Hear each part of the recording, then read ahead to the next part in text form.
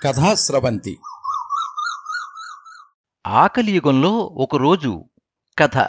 రచన శ్రీ వెంకట్ ఈశ్వర్. వినిపిస్తున్నవారు పప్పు భోగారావు.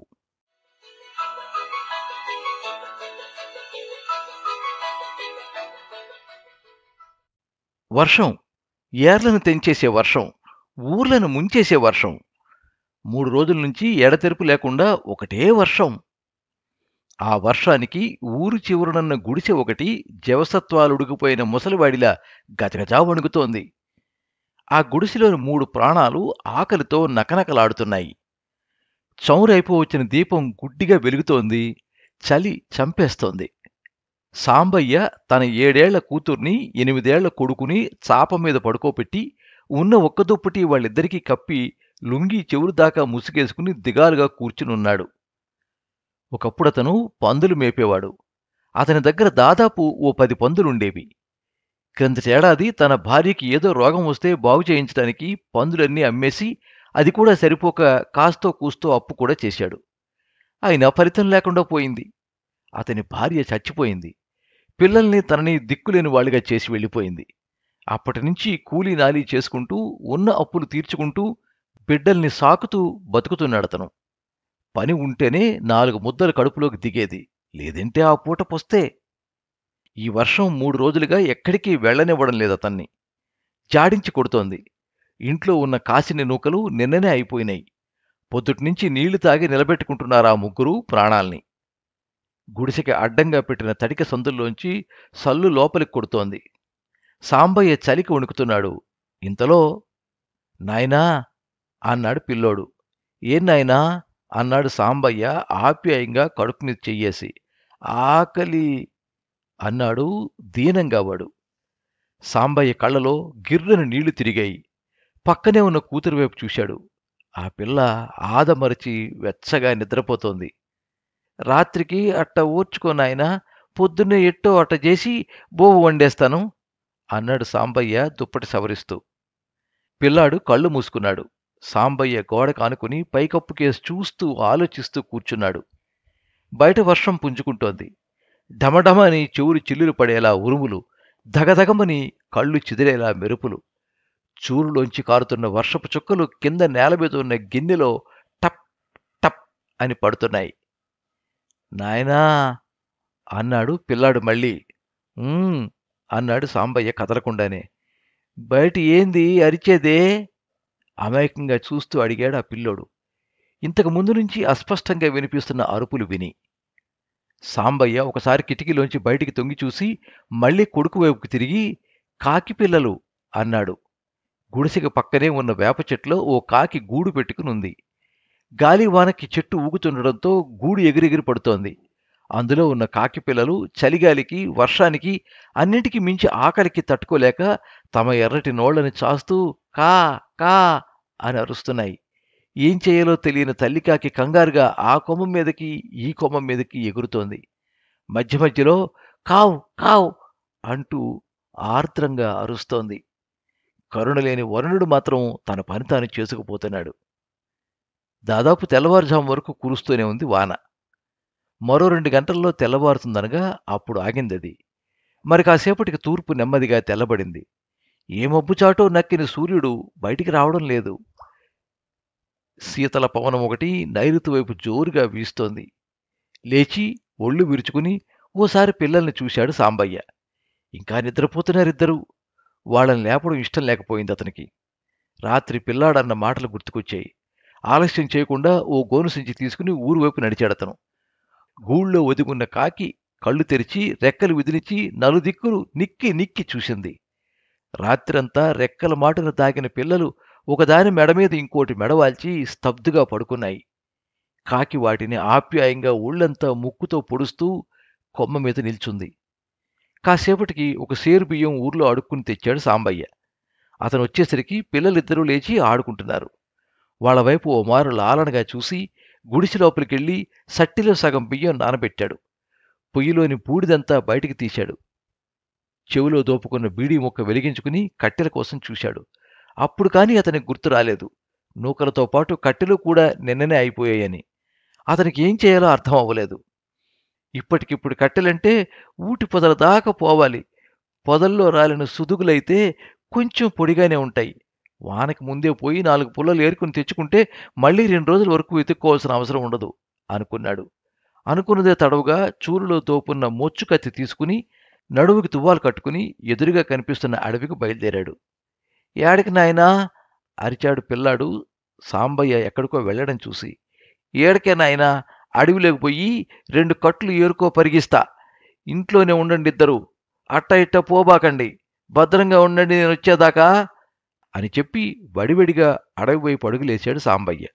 ఆ ఇద్దరు పిల్లలు ఇంట్లోకి పరిగెత్తారు. పైన వేప చెట్టు మీదున్న కాకి కావ్ కావ్ అంటూ గాలిలోకి ఎగిరి గింజల వేట కోసం బయలుదేరింది. గుడిసె నుంచి కిలోమీటర్ దూరంలో దట్టంగా కనపడుతోంది అడవి. అడవిని ఆనుకుని ఎత్తైన శేషాచలం కొండలు సోలుగా ఉన్నాయి. వానకి తడిసిన చెట్లు తలారా స్నానం చేసి తుడుచుకోకుండా నిలబడ్డ పిల్లలా ఉన్నాయి. వాటి ఆకుల చివరన ముత్యాల్లాంటి నీటి చుక్కలు మెరుస్తున్నాయి. అక్కడక్కడ చిన్న చిన్న వంకలు పారుతున్నాయి. పచ్చగా ఉంది అడవి. స్వచ్ఛంగా ఉంది అడవి. సాంబయ్య కాలిబాటంటా బిరబిరా నడుస్తున్నాడు. బాటకి ఇరువైపులా ఉన్న చెట్లు అప్పుడప్పుడు సాంబయ్యకి తగులుతూ ఎలా ఉన్నావని ఆప్యాయంగా తడుముతున్నాయి. దారి పొడుగునా ఆకులు రాలున్నాయి. కొన్ని చోట్ల చిన్న చిన్న రోకటి బండ పురుగులు బద్ధకంగా పాకుతున్నాయి. సాంబయ్య హుషారుగా నడుస్తున్నాడు. అతనికి పొద్దున లేచినప్పటి నుంచి ఉన్న దిగులంతా పోయింది. ఎప్పుడు అడవికి వచ్చినా అంతే. ఎక్కడ లేని ఆనందం కలుగుతుందతనికి. ఎవరో ఆత్మీయుడు భుజం మీద చెయ్యేసి "నీకు నేనున్నాను" అని చెప్తున్నట్టు అనిపిస్తుంది. ధైర్యంగా ఉంటుంది. నిజానికి తనకి ఏ ఆసరా లేని సమయాల్లో అడవే అమ్మలా చేయి చాస్తుంది. తన చిన్నప్పటి నుంచి స్వార్థం లేకుండా సాయపడింది అడవొక్కటే. తనకే కాదు, తనలాంటి నిర్భాగ్యులకు, నిస్సహాయులకు అడవే అన్నీ. ఏవేవో ఆలోచనలు సాంబయ్య మెదడును పురుగుల్లా తొలుస్తున్నాయి. గత అనుభవాలు జ్ఞాపకాలుగా మారి గుర్తొస్తున్నాయి. అతను మౌనంగా నడుస్తున్నాడు.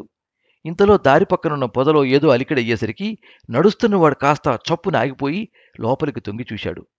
ఆ పొదలోంచి 2 పాలపెట్టలు అరుస్తూ అతని తల మీదుగా ఎగిరిపోయాయి. ఎగిరెగిరి అలసిపోయిన కాకి ఓ చెట్టు మీద వాలింది. ఊరంతా తిరిగినా సరిపడా మేత దొరకలేదు దానికి. ఓ ఇంటి బయట కొన్ని మెతుకులు రాలుంటే తోటి కాకులతో పోటీపడి 4 మెతుకులు నోట కరుచుకుంది. అవి తప్ప ఇంకెక్కడా ఏమీ దొరకలేదు.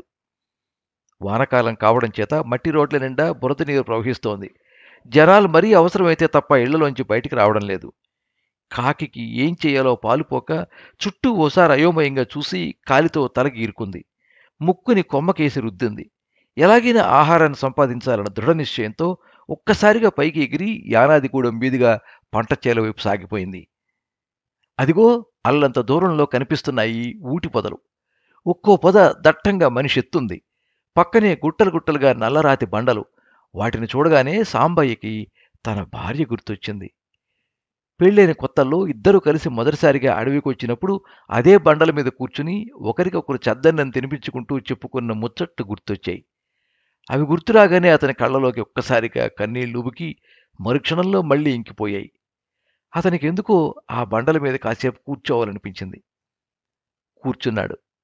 ఆయాసం అణుచుకోవడానికి బండల మీద గుంతల్లో నిలబడ్డ నీటిని కాస్త తాగి వెల్లకిలా పడుకుని పైకి చూశాడు. పైన తూనీగలు ఉల్లాసంగా ఎగురుతున్నాయి.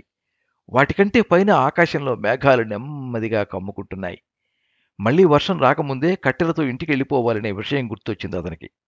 వెంటనే లేచి ఆలస్యం చేయకుండా ఊటి పొదల్లోకి దూరాడతను. కాకి శక్తినంతా కూడదీసుకుని ఎగురుతోంది. యానాది గుడిసెలు దాటింది. మొగలి పొదలు దాటింది. మూలకల ఏరు దాటి మంచినీళ్ల మడుగు దగ్గర వాలుబోతూ ఉండగా చూసిందా దృశ్యం. ఫర్లాంగ్ దూరంలో రావి చెట్టు కింద 4 గోరింకలు గింజలు ఏరుకుని తింటున్నాయి. వేగంగా వెళ్లి వాటి మధ్యన వాలింది. అలసంద గింజలు అక్కడక్కడా రాలి ఉన్నాయి. ఓసారి చుట్టూ చూసి గబగబా ముక్కుతో బొక్కడం మొదలుపెట్టిందది. గోరింకలు కాకిని ఓసారి ఎగాదిగా చూసి మళ్లీ తమ పనిలో తాము నిమగ్నమైపోయాయి. వాటికి తెలియని విషయం ఏమిటంటే ఆ పక్కనే రావి చెట్టు చాటున ఓ యానాదాళ్ల పిల్లోడు కాట్బాల్ని లాగి వాటివైపు గురిపెట్టున్నాడు. సాంబయ్య పొదల్లో రాలున్న సుదుగుల్లో కూసింత పొడిగా ఉన్నవన్నీ ఏరుకుని కుప్పగా వేశాడు. 2 తీగలు తెగ్గొట్టి అన్నింటినీ మోపుకట్టాడు. పిల్లల కోసం కొన్ని ఊటిపొళ్ళు కోసుకుని లుంగీలో కట్టుకున్నాడు. తర్వాత నడుముకున్న తువ్వాలు విప్పి తలకు చుట్టుకుతురిగా చేసుకుని మోపుని పైకెత్తి తల మీద పెట్టుకుంటుండగా వినపడ్డాయి అతనికి పేరుతున్న తుపాకీ చప్పుళ్ళు. అవేంటి చూసే లోపల కొంతమంది నక్సలైట్లు పరిగెడుతూ అతనున్న చోటుకొచ్చేశారు. వాళ్ల వెనకాలే వెంటాడుతూ పోలీసులు. ఏం జరుగుతోందో అర్థం కాక అతను కూడా నక్సలైట్లతో పాటు పరిగెత్తాడు. పోలీసులు పేల్చే ఒక్కో తూట ఒక్కో నక్సలైట్ ప్రాణాన్ని గాలిలో కలిపేస్తోంది. సాంబయ్య దిక్కుతోచకుండా పరిగెడుతున్నాడు. అది ఎన్కౌంటర్ అని తెలిసేలోపే ఓ గుండు సాంబయ్య గుండెల్లోకి దూసుకుపోయింది. అతను అమ్మా అమ్మా అమ్మా అమ్మా అని అరుస్తూ నేల కొరిగాడు. ఆర్తనాదం అడివంతా ప్రతిధ్వనించింది. యానవదళ్ల పిల్లోడు గోరింక గురిచూసి లాగిపెట్టిన క్యాట్బాల్ని వదిలేడు. రాయి శరవేగంతో దూసుకెళ్ళింది. రాబోయే ప్రమాదాన్ని ఎలా పసిగట్టిందో మరి గింజలు తింటున్న గోరింక టక్కున గాలిలోకి ఎగిరింది. రాయి దాని పక్కనే ఆదమరిచి ఉన్న కాకి కంఠాన్ని తాకింది. కాకి మెడ విరిగి వెలవెల్లాడి అక్కడికక్కడే కన్ను మూసింది. దాని నోట్లో దాచుకున్న గింజలన్నీ బయటికి రాలేయి. గోరింకలు ఎగిరిపోయాయి. వేటగాడు మిగిలిన గింజల్ని ఏరుకుని వేరే చోటికి వెళ్ళిపోయాడు. కాకి ఒక్కటే నిశ్చలంగా అక్కడే మిగిలిపోయింది. నక్సలైట్ల శవాలతో పాటు సాంబయ్య శవం కూడా వరుసలో పడుకోబెట్టబడింది. మళ్ళీ ఏదైనా గొడవ అవుతుందేమోనని అతన్ని కూడా నక్సలైట్గా మార్చేశారు పోలీసులు. తను పిల్లల కోసం కోసుకున్న పళ్ళన్నీ నేల మీద చెల్లాచెదురుగా పడున్నాయి. కట్టెల మోపును తగలబెట్టి పోలీసులంతా చలికాచుకుంటున్నారు. తెరచి ఉన్న సాంబయ్య కళ్ళు ఇంకా ఆకాశాన్నే చూస్తున్నాయి. గండభేరుండాల్లాంటి నల్ల మబ్బులు ఆకాశంలో సుళ్ళు తిరుగుతున్నాయి. గుడిసెలో ఇంకా తండ్రి రాలేదని దిగులుతో ఎదురుచూస్తున్నారు. వేప చెట్టు మీద కాకి పిల్లలు తల్లి కోసం అరుస్తున్నాయి. మళ్లీ వాన మొదలైంది. దానికి తోడు భయంకరమైన ఎదురుగాలి. ఆకలేసిన ప్రకృతి సమస్తాన్ని కబళించడానికి గాలివాన రూపంలో బయలుదేరినట్టుందా వాతావరణం. చెట్లు కూలిపోతున్నాయి. కొండచర్యలు విరిగిపడుతున్నాయి. ఉరువులు దిక్కులు పిక్కటిల్లేలా సింహగర్జన చేస్తున్నాయి. ఉండే కొద్దీ వాన ఊపందుకుంటోంది. పెనుగాలి పిట్రేగిపోతోంది. దూరంగా అడవి అంచుల్లో పిడుగొకటి పడి ఓ మహావృక్షం కాలిపోతోంది.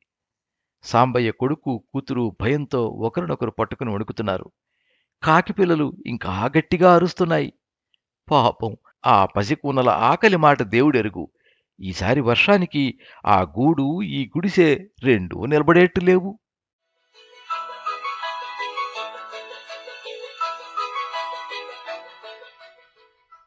మీరింతవరకు ఆకలి యుగంలో ఒకరోజు కథ విన్నారు. రచన శ్రీ వెంకట్ ఈశ్వర్. వినిపించిన వారు పప్పు భోగారావు. ఈ కథ సాక్షి ఫండే ఆదివారంలో ప్రచురించబడింది. ఈ కథ మీద మీ అమూల్యమైన అభిప్రాయాన్ని కింద కామెంట్ బాక్స్లో రాయండి. ఈ వీడియోని లైక్ చేయండి. మీ మిత్రులందరికీ షేర్ చేయండి. ఇలాంటి మరిన్ని మంచి కథలు వినిపించడానికి ఈ ఛానల్ని సబ్స్క్రైబ్ చేసుకోండి. పక్కనే ఉండే బెల్ ఐకాన్ని క్లిక్ చేస్తే ఇలా అప్లోడ్ చేసే వీడియోల వివరాలన్నీ కూడా మీకు ఎప్పటికప్పుడు నోటిఫికేషన్ ద్వారా తెలుస్తాయి. ఎప్పుడు మీ అభిమానాన్ని కోరుకునే పప్పు భోగారావు. సర్వే జనాః సుఖినో భవంతు. కథా స్రవంతి.